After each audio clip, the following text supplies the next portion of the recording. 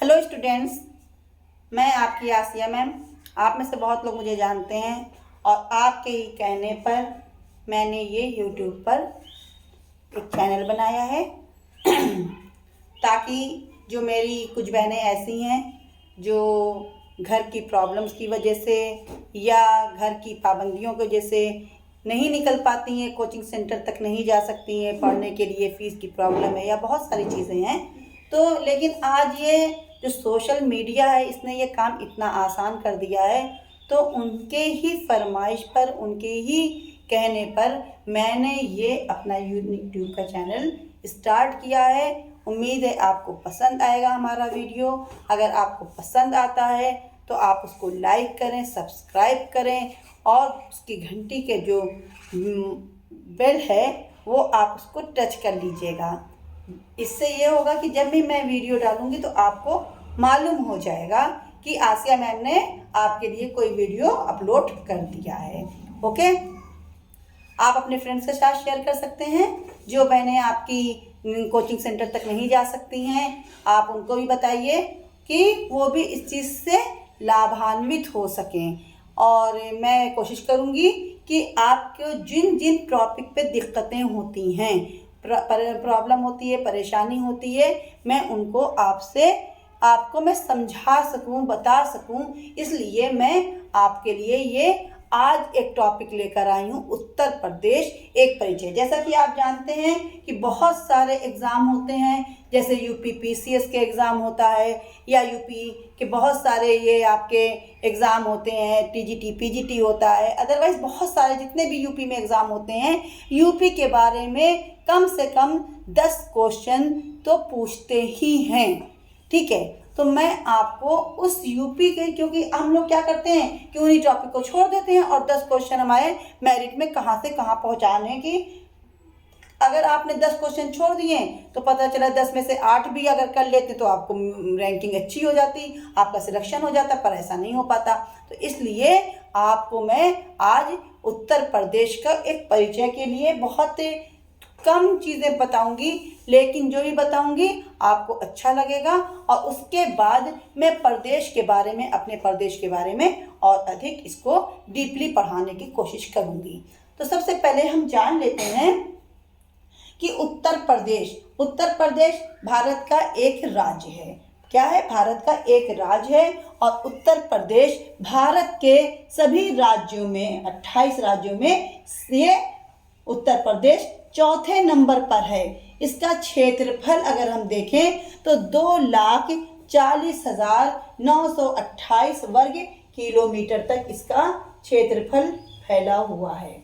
ठीक है, अगर हम देखें, सबसे पहले हम इसके लिए बात कर लेते हैं कि प्रदेश का नाम क्या है और प्रदेश का नामकरण क्यों किया गया है। तो प्रदेश का नामकरण के बारे में अगर हम देखें तो जब पहले भारत अंग्रेजों से पहले मुगलों का लगातार ये स्वतंत्रता की बेड़ियों में जकड़ा हुआ था, तो सभी प्रदेश, सभी प्रांत अपने अपनी जगह पे काम कर रहे थे किसी तरह। लेकिन जब हम उत्तर प्रदेश की बात करते हैं तो ये अपने में एक बहुत ही बहुरंगी प्रदेश है। क्यों?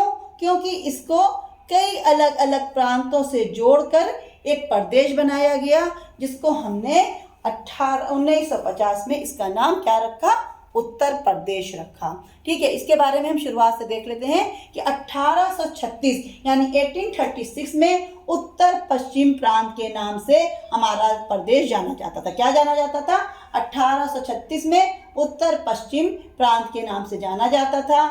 फिर ये नाम ठीक नहीं था, फिर लगा कि नहीं भाई ये गलत है, तो 1877 यानी 1877 में उत्तर पश्चिमी प्रांत के नाम से और उसके साथ आगरा और अवध को भी जोड़ दिया गया, क्योंकि यहाँ पर ये जो उत्तर पश्चिम का प्रांत था इसमें आगरा और अवध को भी इसमें जोड़ा गया था। इसलिए इसके बाद उत्तर पश्चिमी प्रांत आगरा और अवध के नाम से 1877 में एक नए नाम से ये हमारे देश के मानचित्र पर उभर कर आया। ठीक है, 1902 में आगरा और अवध का संयुक्त प्रांत के नाम से कह दिया गया। संयुक्त प्रांत क्योंकि आगरा और अवध तो थे लेकिन जो ऊपर से जो संयुक्त प्रांत थे उनमें बहुत सारे छोटे छोटे प्रांत थे, उनको जोड़ा गया था, इसलिए इनको संयुक्त प्रांत कहा गया। ओके स्टूडेंट्स, 1937 में आगरा और अवध को भी इसके आगे से हटा दिया गया और इसका केवल नाम हो गया संयुक्त प्रांत। क्या हो गया? संयुक्त प्रांत। लेकिन 12 जनवरी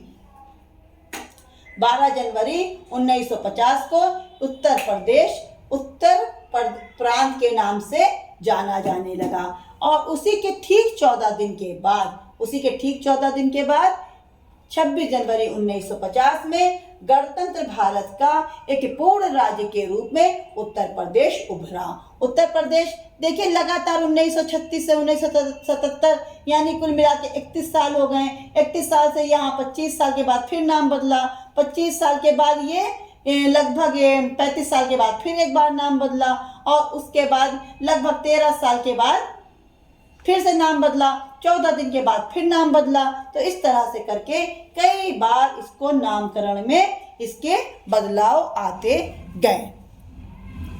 इसके बाद राजधानी 1836 यानी 1836 में हमारे इस उत्तर पश्चिम जब प्रांत था तो इसकी राजधानी क्या थी? आगरा थी। आगरा क्योंकि मुगलों ने यहाँ की राजधानी, पूरे भारतवर्ष की राजधानी आगरा रखी थी। अकबर ने आगरा को अपना राजधानी बनाया था, इसलिए 1836 में उत्तर पश्चिम प्रांत था तो वो आगरा ही यहाँ की राजधानी थी।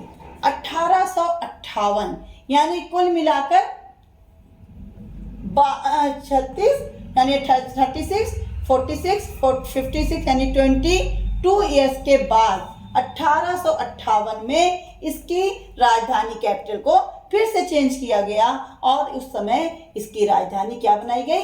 इलाहाबाद बनाई गई। इलाहाबाद जो वर्तमान में क्या है? इसका नाम प्रयागराज है, लेकिन उस समय ये इलाहाबाद था तो 1858 में इसकी राजधानी इलाहाबाद बनाई गई। इलाहाबाद के बाद फिर 1921 यानी लगभग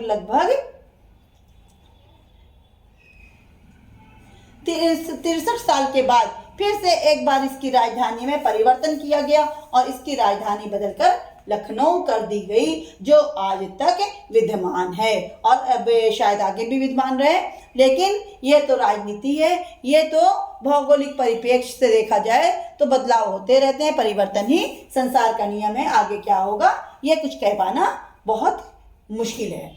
अगर हम इसके आकार की बात करें तो ये लंबवत है। क्षेत्रफल मैंने इसका आपको बताया कि 2,40,928 वर्ग किलोमीटर इसका क्षेत्रफल है, जो भारत का 7.33% है। देश में इसका स्थान चौथा है। अगर हम एक्छांशी विस्तार की बात कर लें तो नॉर्थ टू साउथ यानी कि उत्तर से दक्षिण की तरफ ये 6 डिग्री 6 अंश और 32 मिनट पर है और सेकंड पर है और 6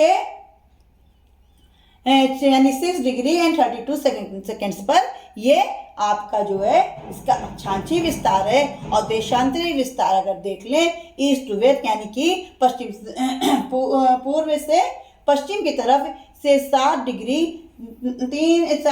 33 सेकंड यानी 7 अंश और 33 सेकंड की इसकी देशांतरीय विस्तार इसको हम कह सकते हैं। आगे अगर हम बात करें तो उच्च न्यायालय की अगर हम बात कर लें तो उच्च न्यायालय यहाँ का इलाहाबाद है, जिसकी ये स्थापना 1866 में की गई थी। कब की गई थी? 1866 में इलाहाबाद उच्च न्यायालय की स्थापना की गई थी। ठीक है। और इसकी लखनऊ खंडपीठ इसकी है। ये यहाँ से बहुत ज़्यादा जो केस हो जाते हैं, इसके बारे में हम न्यायालय के बारे में उत्तर प्रदेश के एक अलग से वीडियो बनाएंगे, उसको आप देखिएगा। तो इसके बारे में हम ज़्यादा चर्चा इसीलिए नहीं कर रहे क्योंकि उच्च न्यायालय अपने में एक पूर्ण है, तो इसलिए मैं यहाँ पर इसके बारे में ज़्यादा डिस्कशन नहीं करूँगी। राजकीय राज्य पुष्प क्या है? इसका पलाश है। पलाश होता है ना, आप देख लीजिए यहाँ पर उत्तर प्रदेश में बहुत आयत से मिलते हैं। राज्य वृक्ष, अशोक का वृक्ष यहाँ पर अगर देख लें तो अशोक का वृक्ष जो है क्या है? राज्य वृक्ष है।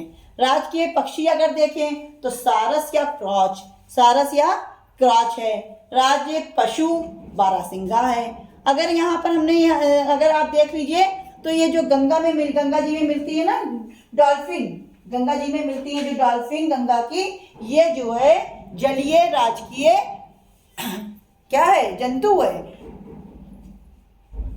और राजकीय भाषा 1947 से अब तक ये हिंदी जो है यहाँ की राजकीय भाषा है, बोलचाल की भाषा है, कामकाज की भाषा है, हर तरह की भाषा जो भी है ये 1947 से यानी 1947 जब भारत स्वतंत्र हुआ उस समय से हिंदी यहाँ की भाषा है। लेकिन 1989 से उर्दू किसकी सरकार थी? आपको याद होगा, अगर आपने पढ़ा होगा तो उस समय स्वर्गीय मुलायम सिंह जी की सरकार थी। उन्होंने उर्दू को द्वितीय राजकीय भाषा के रूप में मान्यता दी। अगर हम राजकीय खेल की बात करते हैं तो हॉकी हमारे राज्य का क्या है? राजकीय खेल है।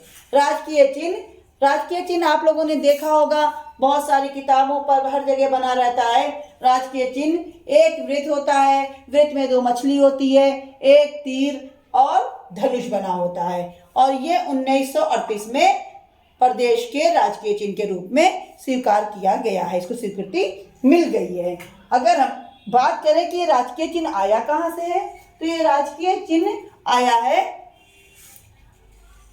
मछली की आंख भेदना, यानी अर्जुन ने जब स्वयंवर में, द्रौपदी के स्वयंवर में जिस मछली की आंख को भेदा था उसका प्रतीक के रूप में अपने राज्य के राजकीय चिन्ह के रूप में हमारे देश ने स्वीकार किया, हमारे प्रदेश में स्वीकृति इसको मिली है।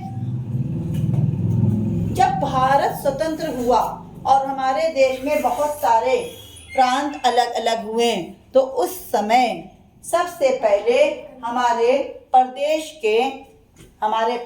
के जो चीफ मिनिस्टर थे वो कौन थे? मुख्यमंत्री कौन थे? उस समय जब भारत स्वतंत्र हुआ है तो उस समय सबसे पहले